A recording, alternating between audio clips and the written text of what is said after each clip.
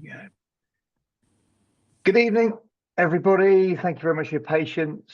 For those of you who have been here since about 5 to 7 in the waiting room, thank you for that. Hopefully you went off and got a cup of tea. I've now remembered to actually press record, so I've not been reminded to do that. So we're going to record the whole thing this evening, and then we will put that up and online once it gets processed and we finish. Thank you very much for joining what is episode 2 of Umpiring Unplugged. These webinars, as most of you will know, they were the brainchild of the Hockey Umpiring Trust. Its purpose as an organisation is well documented. There's a website, but in short, it wants to challenge the conventional thinking around umpiring, kind of turn it on its head a bit and focus on elements that are not just the rules.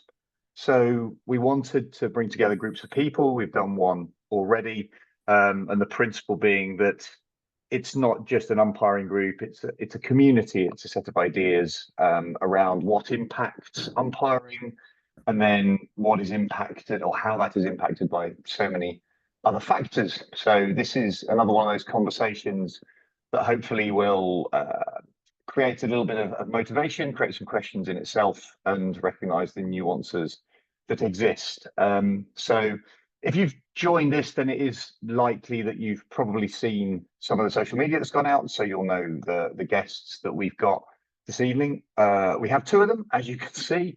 We're just waiting. Maybe it's a time zone thing for Steve Rogers, but I'll do a little bit of an intro and then I'll allow people to talk themselves. So quite simply, ladies first, because it's polite. Sarah Wilson is an FIH umpire with over a decade of top officiating experience, was a winner of the FIH Umpire of the Year award back in 2017, and then also recently in 2024. She's officiated at her 3rd Olympic Games in Paris last summer, and that culminated in being obviously one of the 2 umpires for the Olympic final. Steve, when hopefully he joins us, he hailing from Australia. That's why there's a time zone problem. He said he was going to try and get up for us for 5:30 in the morning. He makes it on this chat this evening, an umpiring double, as he also umpired the Olympic final in Paris last summer. And that was added to, I'm not going to say it was topped, but it was added to by also winning the FIH Umpire of the Year 2024. So we've got double umpiring royalty this evening. And then finally, we have got team management royalty, just to try and mix things up a bit. So we have Andy Halliday, who has had a hockey career that included international caps himself, a police career that involved riot squads and firearms teams, and latterly an incredible career as team manager for England, Great Britain hockey sides, that have seen him have such an impact across the hockey world that he has now been seen as kind of a best practice model, if you like, for management, and is often the go-to for other team managers across the world. So they can both now go slightly less red than they were. And basically the last call we had, guys, as you know, because we've had some pre-chat, was with Martin, Dan and Ali. So absolutely no pressure that we're looking to add to this. I haven't looked down the list yet. I'm just going to admit a few more people who are joining. Those of you who've just joined us, apologies, but we had to kick off on time. Steve, I'm sure will turn up in a moment. So thank you very much, first of all, Andy, Sarah, for getting involved with this. And I'm going to give you a kind of a 2-minute elevator pitch, if you like, just to give a little bit of background to yourself, if you want to go where you started, any particular key motivations, where you got to. If we try not to touch on the key subjects we did, but how did you get into it? Was there any playing references that were there in the beginning? And Sarah, I'm going to come to you first, just to set a little bit of a tone, please. Yeah, well, first of all, hello everyone. It's a real pleasure to be able to talk to you all this evening. I've not much of a voice. I've been teaching a lot of Scottish country dancing. I'm a PE teacher, so I've a little bit of a voice left. So hopefully I can get through this evening. So yeah, I started off playing. I've played since I was 5-6 years old. Really enjoyed my playing career. Played club level, got all the way to Scottish under-21s, but was quite riddled with injury, and I had quite a serious back injury, which kind of stopped me from playing. Really wanted to keep involved with the game, so that's how I got into umpiring. And it really just blew out the water very, very quickly. I think I came in at a really good time. I was very well supported. Got onto the UDP programme, which just accelerated everything. Gave me a good profile, and then kind of just took my chances. And I really have had the most incredible career. And if that was 10 tomorrow, I would have absolutely no regrets. I've made the best of friends. I've travelled all over the world, and I've got a lot of amazing stories, most of them not actually about hockey, but isn't that part of the fun? And most of them probably unrepeatable as well, but we'll come to that. Yeah, We'll come not for tonight's chat, I think. Yeah, it's a different kind of chat, but still, we'll come back to that. Thanks, Sarah. Andy. Yeah, thanks, Simon. Hi, everyone. Where did hockey begin for me? I think it was about 1970. And my dad, who is actually on the call tonight, I think he's made it, which is a result in itself. My dad used to play in goal for Harpenden Hockey Club back in the sort of pre-Astro days. And I used to go and stand behind his goal with a hockey stick and an old Tugite ball that was soaking and very heavy. And I used to smack the ball off his backboard whilst he was playing in his cane. I think they were cane, probably canvas pads in those days.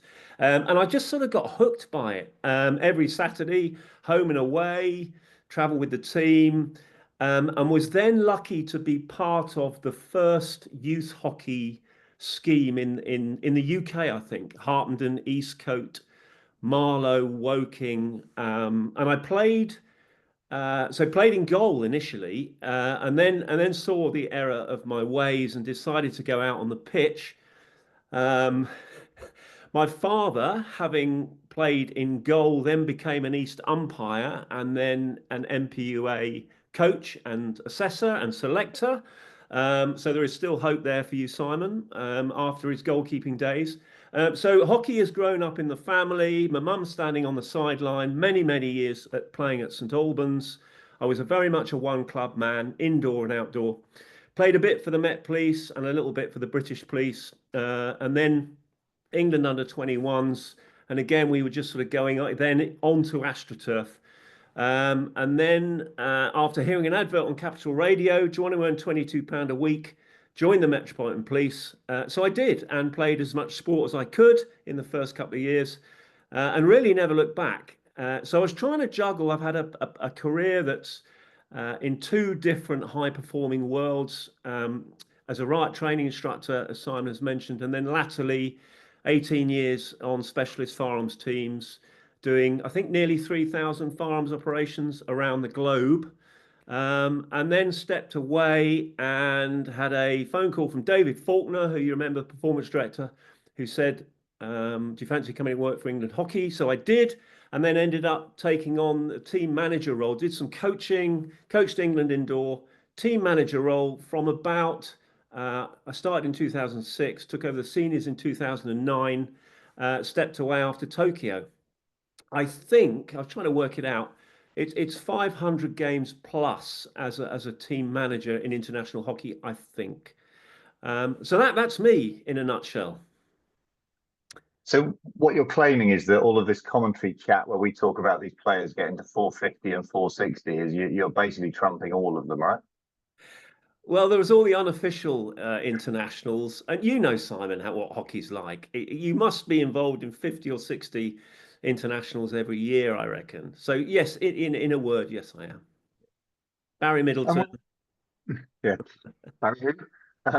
So for both of you, in the social media stuff, I said it was about high performance, and therefore I'm gonna steal a question that if anybody here from MPUA, it was the same question I posed at that conversation. It's about high performance, and in his podcast, he simply asks the question, what is your definition of high performance? And given that we have people here who are aspiring to improve, we've got people at different stages of their careers, I'd be interested to know what your definition of high performance is, either for you or in general. Sarah, if I can jump back to you. Yeah, so I think high performance for me is consistently performing to your best, or consistently giving your best, even on the days that you don't want to. And there are many of those days. And, you know, the sort of qualities that I, you know, put with that are things like integrity. It's hugely important to me. Respect is hugely important to me as well. And another word that is coming into my head is communication. So I think the three of those put together with the right approach in terms of being consistent, to me, is high performance. Okay. Andy? I think excellence is a rainbow that you will strive for and never get to. We will always make errors as human beings, and I feel that the high performers are the ones who, I think it's a mindset thing. I think you don't take any shortcuts. You are getting to a point where you are trying to be the very best that you can be. And I think in our world, when you look at the players, the coaches, the umpires, the officials, the folk on the table, and I include everybody in this, I think it's really about performing under really high pressure with very few human errors, but good decision making. And that is the difference for me. I think the decision making of those who are able to perform under high pressure is that what sets them aside from the others.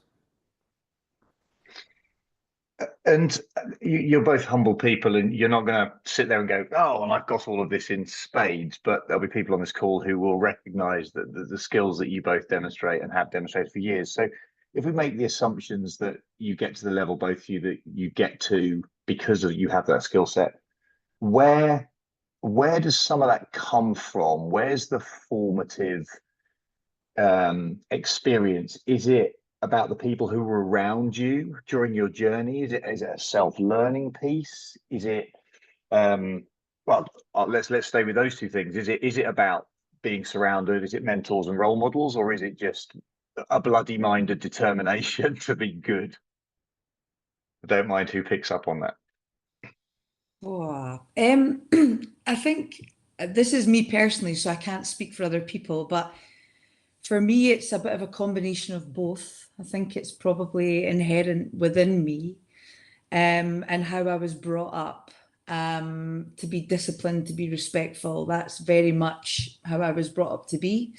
But I think in terms of my umpiring within Scotland, I think we get the balance right. And what I mean by that is that we're given enough time to be left our own devices, to kind of find our own way, to find our personality on the pitch, to learn how to manage situations and deal with diffusing situations, for example, but with the right amount of support there as well to kind of talk through it.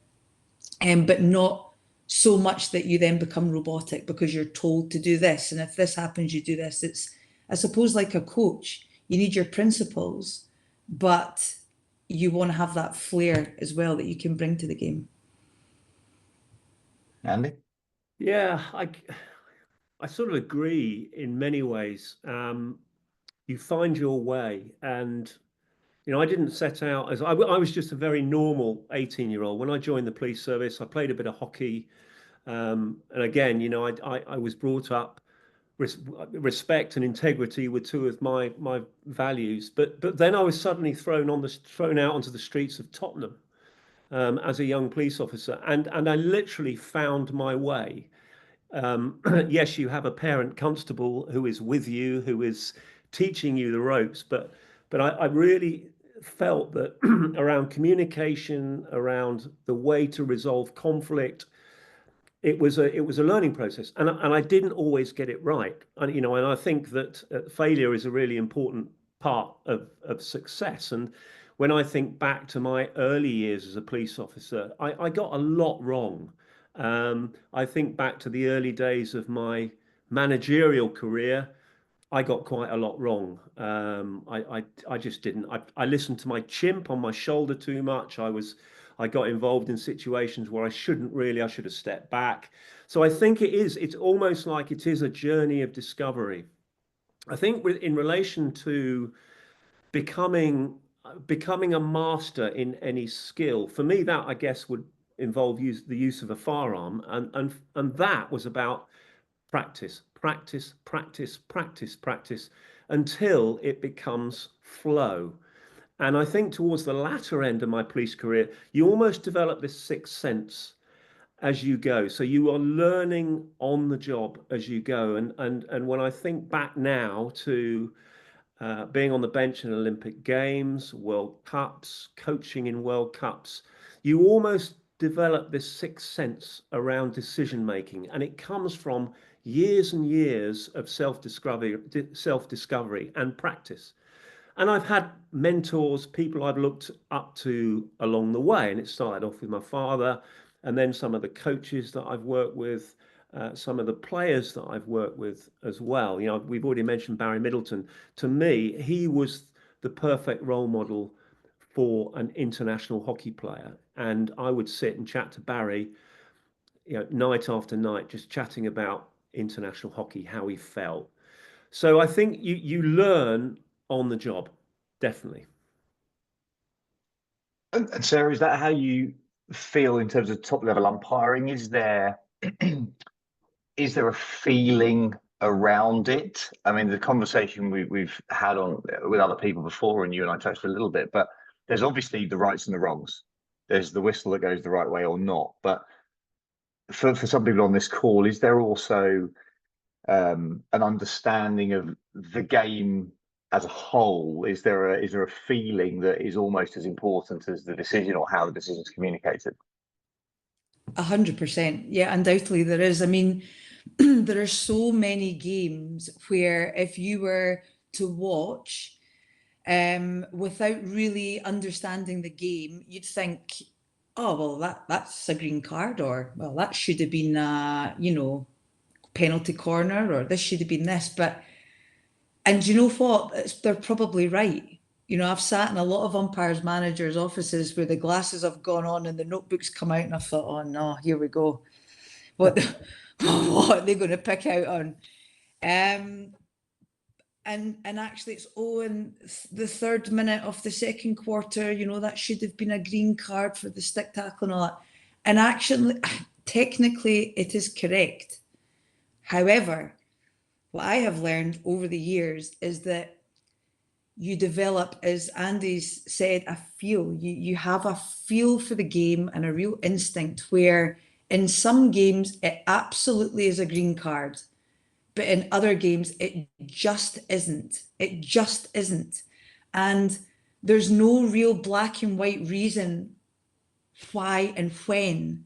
It's just an experience thing. And it's just, it might be that you connect with a player and you're just like, hey, listen. And they go, I know, yeah. And that's it dealt with. It's so little. But when I first started umpiring, it was bang, that's a green, bang, that's a yellow, bang, that's another yellow. And it was like, oh my God, what is going on here? Now, technically, I was probably right or close to being right on some of those decisions. But I look back and I'm embarrassed now, actually, at the way that I umpired in some of my early games, because I tried to insert myself too much. But it wasn't because that's in my nature, that's how I am as a person.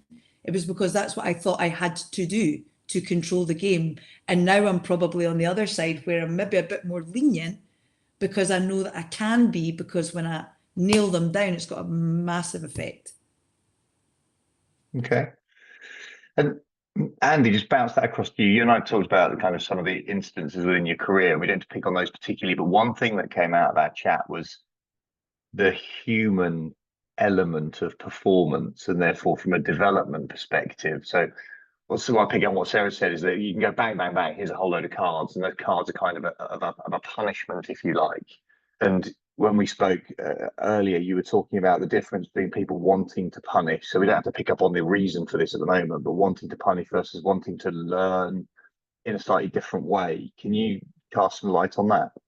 Yes, I think throughout my career, I've learned quite a bit about what we call human factors, and I think in many sports, pastimes, organisations, we become very, very obsessed with process, with structure, with rules, and actually sometimes we lose that focus on human factors.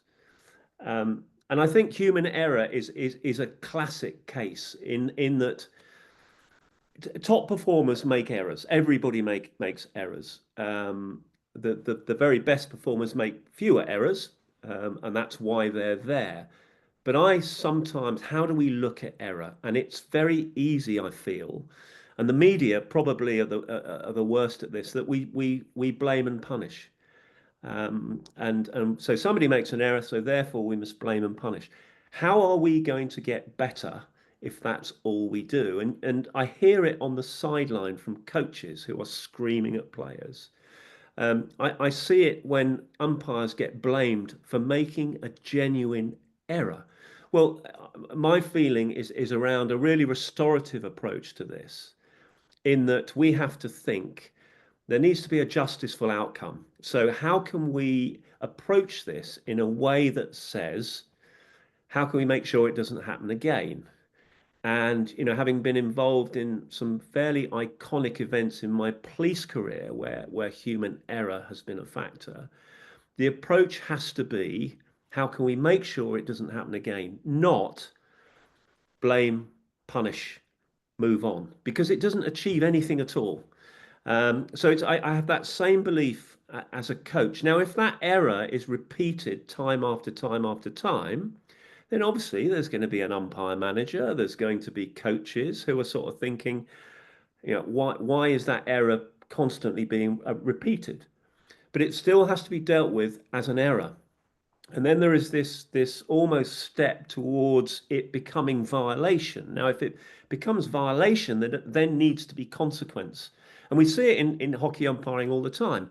A foot, an error, free hit. Foot, error, free hit. Stick tackle, error, free hit. And then if it becomes a violation, we then start to build, you know, we upgrade, if you like, to penalty corner or a card. It is exactly the same in coaching, in life, and certainly in my police career, that we get, I feel, too focused on punishing, blaming, when it is simple error. So from that, Sarah, we had a comment when we were chatting of what you said very openly and honestly that you still have no idea why people think you're a good umpire. And yeah, kind of sometimes you kind of look at it and go, how am I here? How did I get here? And I possibly expressed to you my opinion of what I thought about your umpiring in terms of the composure and the lack of arrogance and ego that surrounds what you do. And I think that makes you kind of wholly approachable. If you and I think your communication is exceptional. So if we kind of, with what Andy's just said, in terms of you're on a pitch, you're in the middle of that Olympic final. What is that? What are the keys around that communication? How do you interact with the people in that high performance environment? What goes either through your head at that moment, or what's the learnings that you've brought through your career that mean there is that ability to not punish? It doesn't feel to me like you jump down somebody's throat when something happens as a first response. And so there's a composure about it. Very long question, but hopefully you can dig your way through that and go, how do you get to that point of a degree of serenity? I don't think you're ever going to get serenity in an Olympic final. But I think the thing that's always really, really important to remember is I'll never forget standing in the tunnel waiting to go out. And I mean, the nerves are out of this world. I mean, really, like you are unbelievably nervous, and that doesn't go away. You know, it's not as if you've umpired for this long, you just don't get nervous anymore. That's rubbish. And I tell you what, if that's true, then you're obviously not very good. And so if we're that nervous, then so must the players be.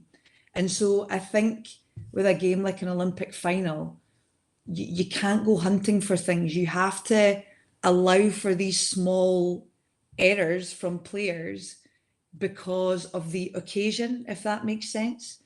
But I think really clear communication with the players is always really, really well received. And I think that probably is my strength, is my ability to communicate with the players. Pick a moment where you can have a smile and, something's happened and you catch their eye and, you build that rapport there. But also by letting them know, listen, guys, like this is too much. We need to rein this in, because they appreciate it. They don't want any surprises. If you've communicated a message, i.e., guys, you really need to be careful with your 5 meters, for example, and then lo and behold, a card comes in when they haven't done it again, there's no surprise there. So I think that's where communication is key. But yeah, Olympic final and making errors. I mean, I made errors in the final. It happens. It's really about finding a method, and it's different for everybody, and not everybody is able to do it as well. It's taken me a long, long time to learn how to cope and manage in these situations. But when you make a mistake, there's quite a big mistake, or it's gone to video referral, and you've got it wrong, it's how do I then bin that and move on? Because if you don't, and you make another one and another one, all of a sudden there's a snowball effect, and you find yourself in this place where you think, oh my God, just get me off the pitch. This is so bad. So it's finding that trigger of, okay, I need to let that go. I need to get the next one right. I need to make sure my position is good. So it's all these little trigger words that you can use, or buzzwords that you can use to try and keep you in the moment. That's amazing. Thank you. Steve, welcome. If this is a me and admin thing, I am so sorry that our time zones have got a little bit. That's all good. We started sort of 25 minutes ago with a fantastic group, so we've gone through some bits and pieces, but thank you so much. I know it's really, really early morning for you, so to join this is fabulous. Yeah, no, sorry I'm late. That's no problem at all. What we'd got to was we sort of started discussing high performance composure and some elements and characteristics around that kind of thing. So are you driving, or are you I've just pulled over. Just pulled over. Right. So I'm a little bit concerned that's all right then. You're there. Yeah. Cool. So other than the multitasking of being able to drive, look and talk, if we were trying to pick up on high performance characteristics that you've seen across your career, just to jump in with you for any 2 or 3 things that you think are wholly relevant, that you either feel you exhibit or you see across a pitch that defines that high performance area. I don't know. You're just throwing it straight at me. What did we talk about the other day? We talked about persona, we were talking about resilience, and we talked about kind of your journey up in terms of being able to take knocks on the chin and then come back at them. Yeah. Look. I don't know, actually. It's kind of that's a bit of a tough one. Yeah, you've kind of thrown it at me. Okay, let's leave you with it for a minute. Consider it, and we'll pop across to we'll work with Andy. Sorry, yeah. That's right. We'll come straight back. Within all of this, guys, obviously there's moments when it doesn't go so well, and therefore there's a knockback, or there's a how do you cope with it? And it might be, how do you cope with, you've got a 2-game Saturday afternoon, and how do you bounce from game 1, which hasn't gone so well, into trying to do game 2? Or it might be a bigger picture than that. So how do you get into the right frame of mind when something's gone wrong? So is there a particular thing, Andy, that allows kind of a specific refocus on a tiny micro level that you've come across? For me, it's about breathing. It's simply, I know I get myself on the bench. I can feel myself getting into I'm starting to fret. The threat response, the chimps appeared on my shoulder. Australia World Cup 2014 in The Hague, we suddenly get a message from up top saying, England, you've only got 10 players on the pitch. And as a team manager, I'm counting, or I'm counting the bench, and we had only 10 on the pitch, and suddenly your response, my mouth goes dry, my hands are all clammy, and you know, Bobby Crutchley is then in my ear saying, look, we've only got 10 on the pitch. So it's about breathing. It's about taking a step back for me. And I think very easy for us to respond to a threat response with that, almost that primal, as you either freeze, you want to run away, you want to fight. It's that sort of response. For me, it's about taking a step back and just making sure that I get my breathing right. Once I get my breathing right, that's bought me enough time to just be able to step back into the problem. So that's it for me. And in a very short-term situation, getting myself back into the moment. And it was exactly the same in my police career. You know, I draw my gun from my holster. I'd be in a confrontational situation. My mouth would start to dry, and I'd feel that same sort of physiological response. And I had to just take a check, take a bit of breathing, make sure that I've got plenty of oxygen in my body, and then make the right decision rather than just getting carried away. And you know, I've found myself when I've done commentary every now and again, certainly in the early days, where you start talking and then forget to take a breath. And I'm sure, Simon, you know, in your early days, you will have done a similar sort of thing where you think, oh, I've got to take a breath here. So that the short-term thing for me is really about getting your body back into sync, whether you're on the bench, whether you're in the tunnel before an Olympic final. And believe me, Sarah, it's not just umpires and players who are nervous, the coaches, the managers as well. And it might not seem like that, but you know, I think we're all in the same boat. Amazing, thanks. And Sarah, that you've had kind of, I mean, I'll use a diagnosis, sounds pretty big, that has shifted possibly some of your own understanding about your own performance and what happens on a field compared to off a field, that kind of helped you to understand yourself a bit more. Are you able to share that a little bit with the group? Yeah, so I'm a bit of a scatterbrain. It's no secret to anybody that knows me. I'm unable to answer emails because if I'm required to do a task, I read it and I look at it and go, nah, I'll just do that later. And then later doesn't happen and it doesn't get done. So I went to seek advice about this because I knew there was something not quite firing 100%, and I received a diagnosis of ADHD, which for me has been a massive breakthrough because it was like an aha moment. It was like, that makes complete sense to me now. And it's helped with my organizational skills, which previously were quite poor. And things like, you know, we're required to do fitness tests throughout the year. And I would know that the date was there, but I forget. It's out of sight, out of mind for me. So I would forget about it. And then I would get an email to say, Sarah, you've not submitted your results. I'm like, oh my God, I forgot about it. I need to do it tomorrow. And, you know, so it was like my life was kind of chaotic up here. But hockey was never. Being on a hockey pitch was never chaotic to me. It was the one place where I felt like I had absolute clarity. And I know that might seem quite bizarre, but the more I've learned about ADHD, the more I understand that there's also an ability to hyper focus. And undoubtedly, umpiring is my hyper focus. And in a way, ADHD has helped my umpiring performance in many ways.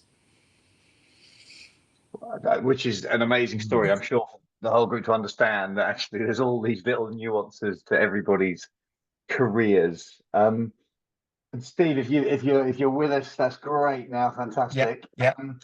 And I'm going to pick up on something you and I spoke about when we spoke prior to this call, which was kind of your journey and the resilience piece within it, about the bounce back on high performance. And just because Sarah alluded to fitness, obviously it was the fitness journey part of what you did. And you are obviously right at the top of your game.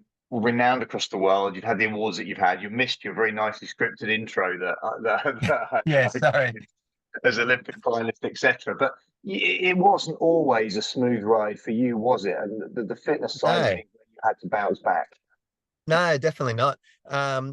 Quite a few years ago, there was a few obviously knockbacks. One was that I was too heavy at one stage, so wasn't exactly the fitness type and the look. And then once I kind of got into gear a little bit and got really fit, then I was told that I was doing too much weights. So my chest was supposed too big for TV, so they reckon. So it's kind of a bit of a what the moment. It's you do your work and you drop some weight and you get fit, and then certain people throw that back at you. It's kind of a bit of a kick in the teeth, really. But yeah. And so that was, I mean, and that's not a made up line. That is actually somebody turned around and went, "Your chest is too big Yes. to be an Yes. international umpire." I mean, geez, Yes. at least the It's decision making wasn't criticised. yeah. Yeah. Well, it was a bit of a shock walking out of that meeting after a tournament. It's just like, oh my. But that was combined with a recognition that you were one of the best umpires at the tournament, right? Yes. Yes. So I just pretty much did the final, and then that was our debrief with the two UMs and the TD after. It's just like, oh, what the. And how do you process that? Because there'll be people who get comments across their careers, and what's the how do you get your head around it? It took a while actually. Obviously I come back to Australia and kind of didn't do much for a while. It was one of those things where I was so shocked that um, I couldn't believe that all the hard work that I'd put in, and then all of a sudden I get that kind of a knockback. But it took a bit, but there was a path that I probably could have went down. That was stuff it. I'll just go and eat and drink and do whatever I want to do. But I kind of stuck with it and went, oh well, like it's only one person's comment. It was whether they were having a bad day or whatever.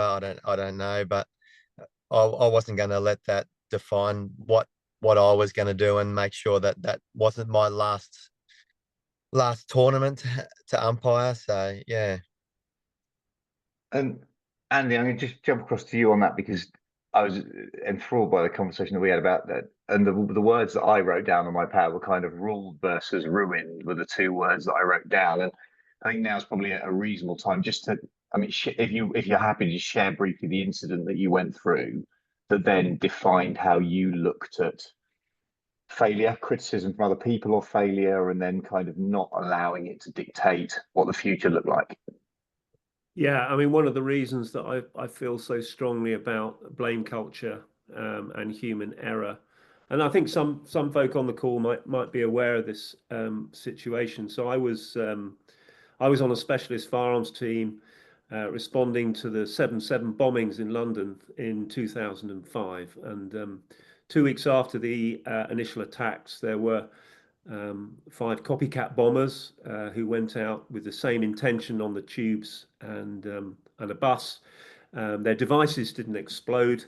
They were viable, but the explosives weren't quite right. The detonators went off.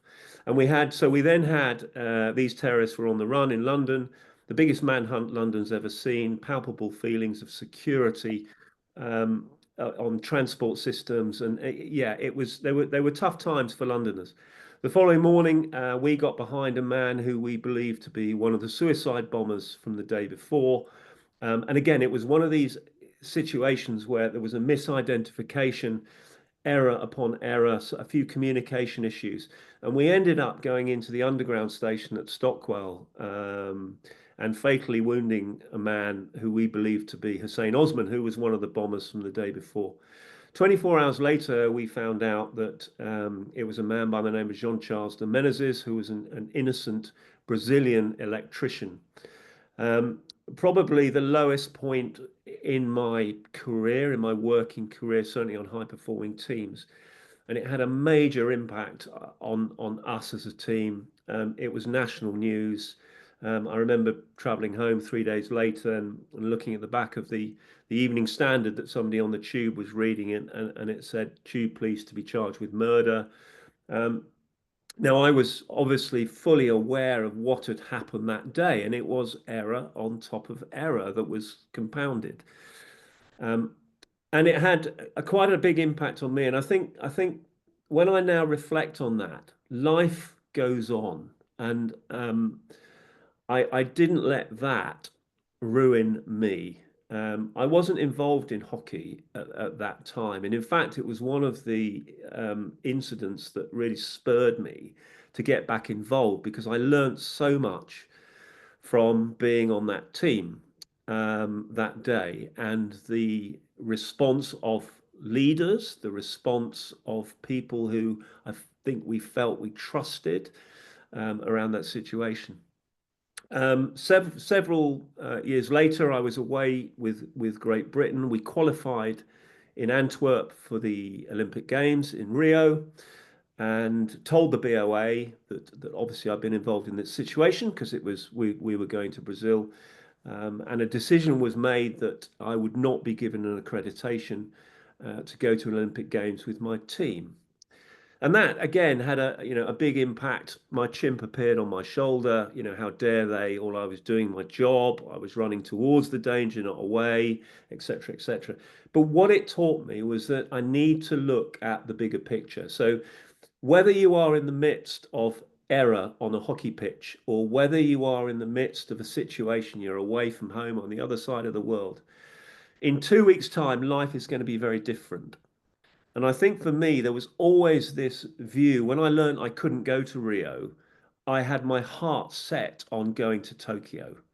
So I'd immediately sort of reassessed, and I didn't let that situation really ruin my life and my career. I still use it as an example of how you learn from what was a really a tragic error, and it was just error upon error compounded with the end result that, of course, we all know about. It played a big part in my career and how I respond to these sorts of situations now. That's fantastically insightful. So thank you for sharing that. For anybody who doesn't know, obviously that's a fairly major thing. And Sarah, it's going to be that part of my notes to when Andy and I had spoken was then about not ruining your life, and then life goes on, and therefore it's kind of how do you prepare for the next moment. And when you're, whether it's gone right or wrong in the previous day, or when you're preparing to it, is part of that process the imagination, the visualization, what's coming next, and therefore kind of a bit of a self-talk, whatever you want to do in your own head about how you get to the right place and what the outcome might need to be? Yeah, so visualization and mental rehearsal is something that I teach in the courses at PE at school. So I talk about that quite a lot. But I reckon I was doing visualization, mental rehearsal before I knew really what that was. And that's just something that really comes naturally to me. And again, attributed to the ADHD side of things, is that you're a bit of a daydreamer. So my school reports were a bit of a daydreamer, not always quite focused, gets the work done, gets the job done, but, could concentrate more. But I think that daydreaming is like something that just happens. So if I know that tomorrow I'm umpiring Netherlands, Germany, for example, my brain's already there. I'm already sort of thinking about potential situations that may occur. I know the players, so I know the ones that are going to give me a bit of trouble. How am I going to manage them? You have to have 2 or 3 game plans in your brain. So you think, right, if this is how I think the game is going to go, so I'm comfortable with that, but it might not go that way. And so how am I going to deal with that? And rather than having to deal with it on the spot and think, oh no, hang on, this is not going as we thought, and it's panic stations, we're trying to alleviate the the panic and the stress by being prepared. Right, okay, I've decided not to go down that road, so this is what we're going to do. This is what we've agreed. This is what I've anticipated. And I always feel that it just gives me a little bit more confidence. It's kind of like a dress rehearsal for a show in your head. It's like a dress rehearsal in my head about what is going to happen the following day or that evening, whenever it may be. So it gives me a little bit more confidence, I think. And Steve, if we're the level at which you guys are performing, very top level, the same as the players, is that how to try and play through all those variables? I'm going to make the assumption that the visualization piece is something that you do. We've talked about it, and but the depth of knowledge, is it because you've done 50 games at the very top level? There's this whole pot of tools that you can kind of go, right, there's this and there's this and there's this. Yeah, pretty much. I think it's also how well we get on with the players as well, to different situations, how we manage it. I'm a bit like Sarah.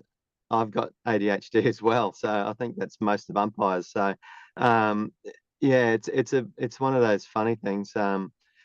You've got so many tools that you use, and some days none of them work, where you've just got to kind of just go back to old fashioned, just talking, and I think that works best for me. So, and then other umpires it might not work for. So yeah, it's one of those funny ones. So when you talk about talking, are you talking about, is that it's a quiet word as you go past? It's just to try to manage the situation. It's but probably all of it. I like to have a bit of a chat with the players, a little bit of banter. And then there's also the ones where you need to kind of pull some of them into line and just go, hey, come on, like work with me, or let's go down this other path. Don't come at me yelling at me. Let's just chill out. And do you think there is a kind of a value of picking kind of a couple of specific people and having a quiet word during the warm up, or going, look, this is definitely play out, and this is, I'll help you if you help me type thing? There's a rapport to be generated. Absolutely. There is quite a few guys. Obviously, the GB England guys. I like to have a bit of a chat with David Ames, Brendan Creed. Also, kind of you pull him into line, or not pull him in the line, but come over and go, hey, Brendan, give me a bit of a help today, like with some of your players, just depending on how the game's going as well. There's quite a few other players around that you can do that, but the GB and England games that I've done, I've always come to David and gone, hey, give me a hand, come on. And he's always been really good with that, and gone, yep, thanks, Steve. I'll talk to him, or let's do it this way, or whatever. So it's kind of nice. That's great to know that little bit of rapport can sometimes just be helpful. Yeah. Brendan Creed's quite happy to share an opinion about umpiring to just about anybody who'll listen. So if he's joined in, if he's here listening, that's a fairly globally known trait for Brendan Creed. He's a friend of mine. For the people that are listening, we're kind of getting to somewhere close to, not finishing, we've got a bit more time, but in case there's any questions, I put a message saying if people have got questions, just throw them up in the chat. And if there's a couple of questions at the end, then we'll pick on them specifically. So if people feel free to type if they want to.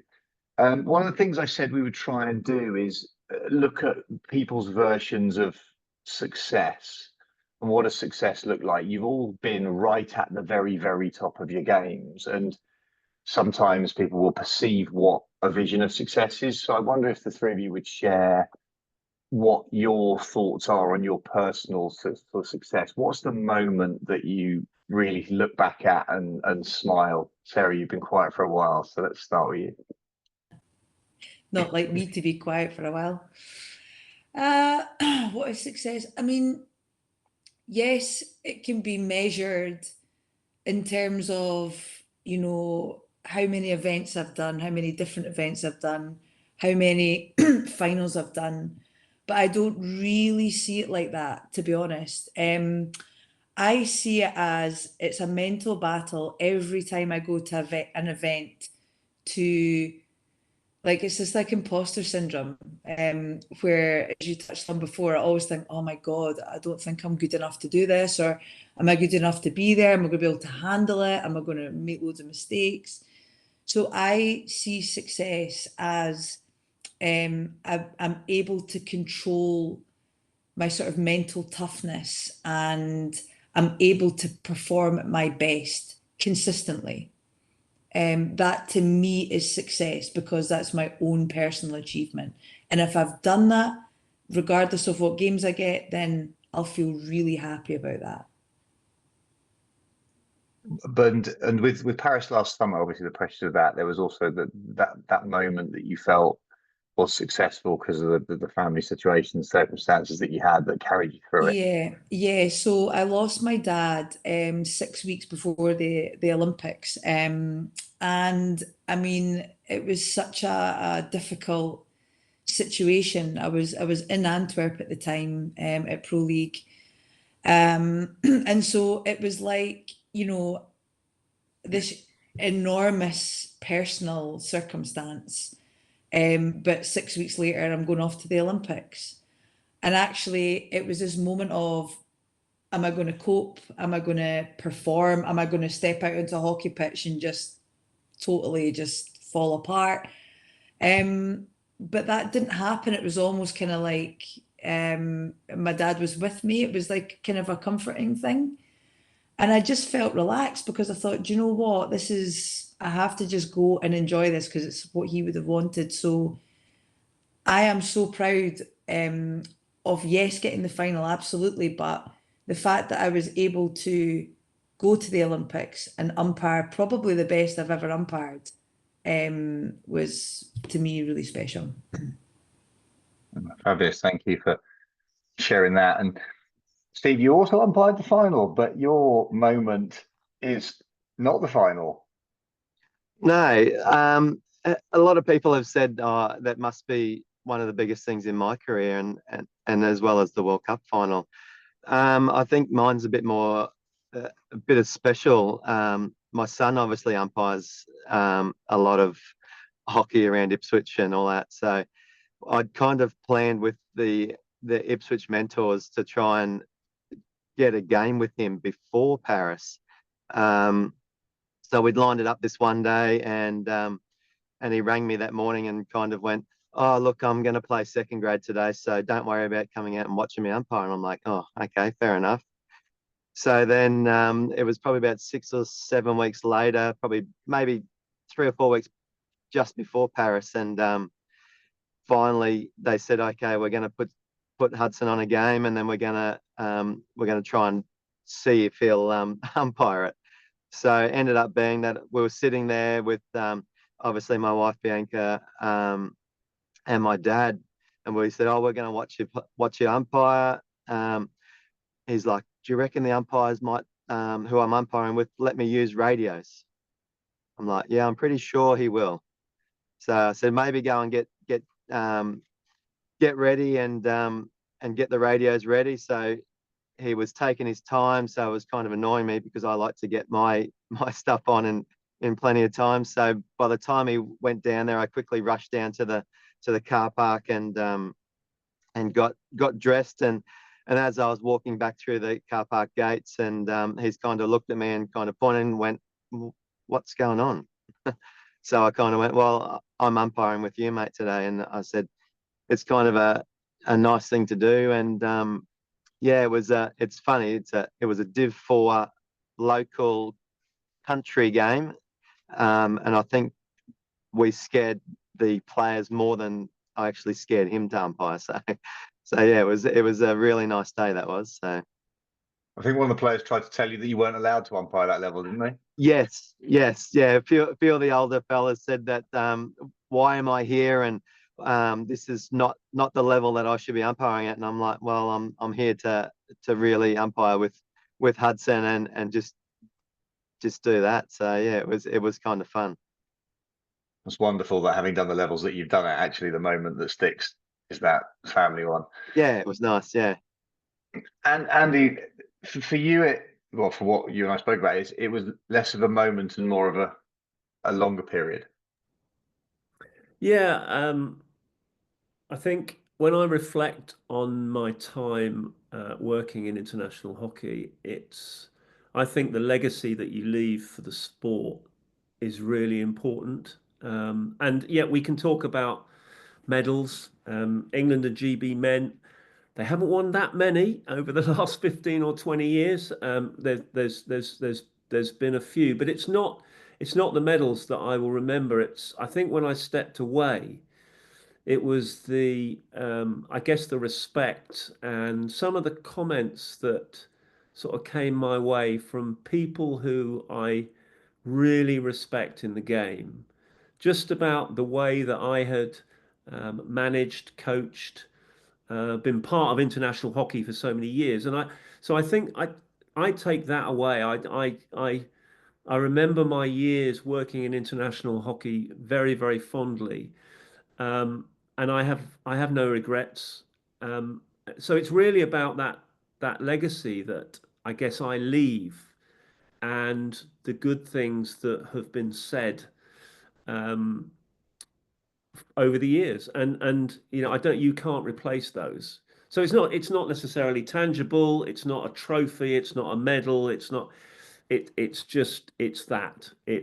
being remembered positively for my input really into international hockey. And I think that's specifically something that many people on the call will recognise, is that performance it is a journey. It's not a single moment, and actually the people that we remember are the people who have created that legacy, and there's a depth of talent and performance over a period of time, that it's not about a goal or a decision or anything. It's a feeling that those people give you. And I think as I listen to what you guys have said, that whole human element of what comes to the fore, I think, is obviously such a thing about the characters that you have and what that gives to people around you. Getting quite close to closing for a minute, so there's a couple of things that I wanted to just really pull back on. Steve, one thing that we spoke about, because there are obviously umpires on the call as well as officials, somebody taught you how to blow a whistle. Yes, yeah, we quite a few years ago we went through a bit of a system in Queensland where we would go and talk to our mentors, and they would take us down the back behind the hockey fields, behind obviously a long way away from a hockey field, and they would teach us the different styles and different types of whistling. So the short and sharp ones, the long nasty ones, all different types. And I've kind of brought it in with the kids that I mentor now, how to blow it, and just the quick free hits, little whistles, the little chirps, and then the really hard cranky whistles, I suppose you could call it. So that was a big part of my obviously start of my journey. So it was nice, and trying to get the kids now to not just blow the crap out of the whistle. It's kind of nice to see some of the kids blowing it nice and soft and crisp and all that. So therefore, for people who are listening, the communication, it's not just about a verbal one. It's not about a word. You talked about the repartee, but also, unfortunately, sometimes the only way you get something across is a whistle, but there's still ways of blowing it. Yeah, that's exactly right. Yeah. Amazing. And then, Sarah, we talked right at the beginning about feel, but the one thing that I wrote down here on the top of my notes is you hate video umpiring. There's a reason for it. I absolutely hate it. I hate it so much. Now, listen, I'll always do the job, but I appreciate that. I don't enjoy it, and I think the reason I don't enjoy it is because when I'm on the pitch, I'm not really thinking. Actually, it sounds silly. I'm not really thinking too much, because a lot of the time I'm given decisions and it's just happening. It's there. The stroke, the arms are up, and I've not even thought about it. It's just the gut. So much of how I umpire is the feel of the game and gut instincts, And again, I know I keep relating it back to ADHD, but it's like the rule book. I'm like, oh God, reading the rule book, boring. And I don't retain information particularly well. So page, whatever it is, rule. There's some umpires that are unbelievably good with the rules. Technically, 14B subsection 3 states that this can't happen. Do you know what I mean? I'm like, I actually don't know, and I don't really care. If it looks wrong, it probably is. Do you know what I mean? That's my philosophy. So when it comes to video umpire, and I'm actually having to be disassociated in a sense, watching a screen, and I'm humming and hawing like, "Ugh, is it, isn't it? Oh, I don't really know. I've nobody to ask an opinion. I'm in this decision paralysis. And then I make a decision, and then I overthink it and think, oh, if I made a right decision, made it wrong, then it haunts me, and then another one comes up, or you give a decision and it gets overturned on the pitch, and then you think, oh my God, my life's over. So yeah, and I'm honest about this. I'll tell every umpire managing that's listening that I hate it, in the hope that they might not use me, but they keep doing it. So I've just had to learn to try and love it, and I'm getting better at not stressing out too much about it, but I don't think I'm ever gonna love it. I'm gonna go to one question that there has just popped up in the chat, and then I'm gonna come to Andy for the last thing, which is, given you hate it completely, do you think there is a benefit to go back to dedicated video umpire? I Person. loved it. I loved it because, you had your two people, not depending on how big the event was, that did maybe like 2-3 games a day. They're so slick at the process. They're consistent because it's the same person doing it, and they found their rhythm and their momentum, and they've given that in game 1, they're giving it in game 2. It's just more consistent. But then, do they become a bit more, are they more detached because they maybe have retired from umpiring? But I know that some of the dedicated VU umpires were still umpiring hockey at home, so they're still involved in umpiring the game. But there's arguments for, there's arguments against. I'm always going to say yes, but I know a lot of people like to do both, so maybe not. You're only going to say yes because you don't have to go in the box. That's exactly right. That's the most obvious answer in the entire yes. And I'm going to come to you for a final comment, which is that we do all this. We do the preparation, be the best that we can. We understand methods of communication, but the one thing you talked about is sometimes you've got to think about what the afterwards might look like. So we all talk about post-mortems, but the words you mentioned were pre-mortems, and actually thinking about what the after effects might be, you feel has a huge part in performance. I do, and I reflect on both my specialist police career and my international hockey career. And I think at the beginning, we didn't often think about what would happen after an event. And it was really the police that taught me that we have a thing called post-incident procedure, which is a set procedure that would happen if shots were fired by police. You would almost slip into this procedure where welfare became quite important, very important, in fact, for the people involved, the officers involved. And as a result of that, and probably a very bad experience around what we call pre-morteming through the 2012 Olympics. So 2012 Olympics, London, massive for us, a home Olympics, completely immersed in it, totally focused on it for months and months and months. And then suddenly, bang, I'm sitting at home. It's all finished. It's all over. So I go to the fridge, I get a can of Stella out, and I'm sort of thinking, what happens now? And there was genuine anxiety. And I'm not sure whether it's the same for Sarah and Steve post, really important tournament. So I think it's really important. I do it all the time now, where I will pre-mortem everything, which is even at a school tournament. What happens here if we don't do very well? How are the kids going to react? How are the parents going to react? Have I prepared myself for that situation? So yeah, we call it pre-morteming. I think it's really, really important. I've learned it across both my my pastimes and hobbies, if you like, And I will now always do it. Whatever I'm doing, I think about what happens if things go wrong, what happens if this happens, so that I'm prepared for the aftermath, and it just doesn't take me by surprise or cause me any sort of anxiety. Amazing, thank you. Well, that's that. We have overrun, which is absolutely no surprise, based on the fact that when I spoke to all three of you, we all spent a good hour on the phone each, and we only then had 1 hour to talk across all three of you. So I have a feeling there might be a bit of a call out for episode 3 or episode 2A, whatever we might call it, and then we'll find rule 14B for Sarah to discuss. I'll deliberately, if you're talking about the worry about rule 14B and then not knowing which way it goes, just listen to me make it up on a daily basis and dig myself a hole. Feel free. Charlie Broom will occasionally throw a ladder down it just to help me try and get out.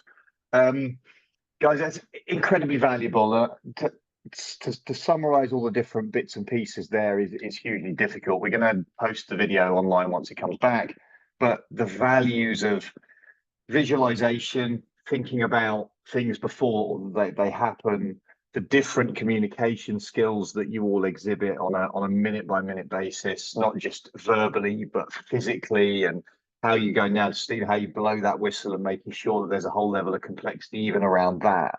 The ability to remain focused in these high anxiety periods, to remain relaxed because of the preparation that you've done.